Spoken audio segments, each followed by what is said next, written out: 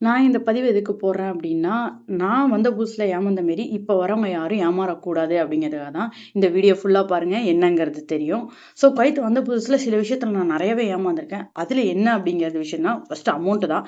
என்ன அமௌண்ட்னா, எல்லாருக்குமே இது காமனா தெரியும். குவைத்தோட பெரிய அமௌண்ட் 20 கேடி. இந்த 20 கேடி என்னதான் கிழிஞ்சிருந்தாலும் எல்லா இடத்துலயும் வாங்கிப்பாங்க.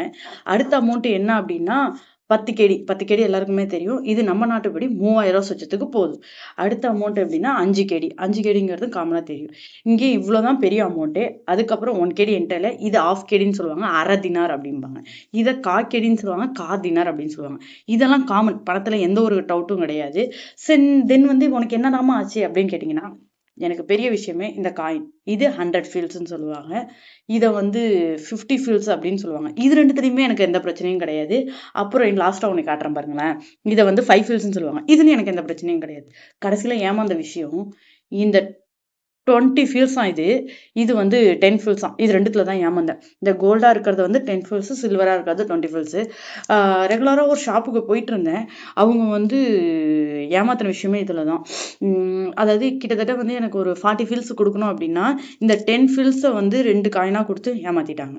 திரும்பி எனக்கு அது சரியா தெரியல வந்த புதுசுல. நான் ஓகே அப்டின்னு சொல்லிட்டு வீட்டுக்கு வந்து பார்த்ததுக்கு அப்புறம் தான் தெரியுது.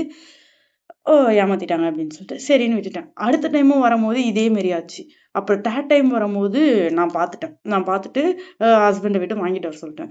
ஸோ நம்பிக்கை வச்சு நம்ம போன பிளேஸ்ல இப்படி பண்ணாங்கங்கிறனால, அடுத்ததுலேருந்து நான் அந்த கடைக்கு போறதே கொஞ்சம் கொஞ்சமா குறைச்சுக்கிட்டேன். இப்ப நெறைய அந்த ஷாப்புக்கு போறதே கிடையாது. நான் எந்த ஷாப்புன்னு சொல்ல விரும்பல. உங்களுக்கு இந்த மாரி நடந்திருக்கா அப்படிங்கிறத கமெண்ட் பாக்ஸ்ல கமெண்ட் பண்ணுங்க. ஸோ குவைத்துக்கு புதுசா வர நீங்க எதுலயும் ஏமாறக்கூடாது. அதனால தான் நான் இத சொல்றேன். ஸோ இந்த விஷயம் வந்து காமனா ஏமாத்துறவங்க ஏமாத்திட்டு தான் இருப்பாங்க.